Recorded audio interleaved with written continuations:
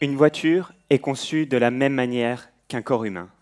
Actuellement, je travaille chez Renault sur la structure des véhicules, c'est-à-dire l'ossature d'une voiture.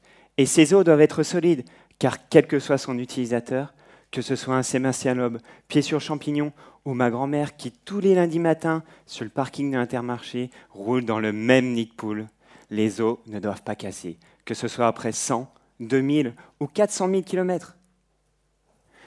La solution pour réaliser cela est de faire des tests avant leur commercialisation sur des prototypes. Afin de tester ces véhicules, ils doivent rouler sur un circuit de 10 km plusieurs milliers de kilomètres. Et si ces os cassent, ils doivent être redessinés, puis fabriqués et testés à nouveau. Et cela coûte extrêmement cher en énergie, en temps, plus de 2 mois, et en argent, plusieurs centaines de milliers d'euros.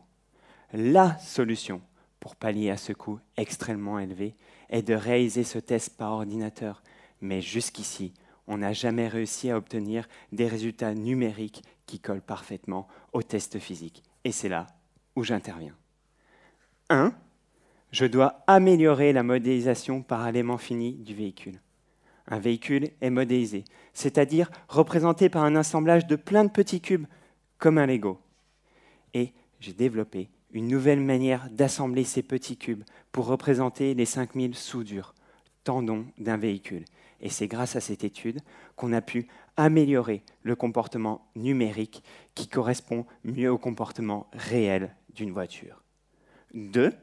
Je fais rouler ma voiture Lego par ordinateur sur une route, mais si je fais rouler ce véhicule sur un circuit de 10 km, le temps de calcul va dépasser les 30 jours, ce qui est inconcevable dans une optique d'une entreprise. La solution pour pallier à ce problème est de condenser, simplifier ce circuit de 10 km. Et c'est grâce à une nouvelle méthode, comparée aux approches classiquement utilisées, que j'ai pu condenser ce circuit de 10 km en une centaine de mètres. 3. C'est en combinant ma voiture Lego et mon circuit de 100 mètres que j'ai pu m'intéresser et améliorer les équations mathématiques complexes et barbares qui permettent de prédire si les os et tendons de mon véhicule vont rompre.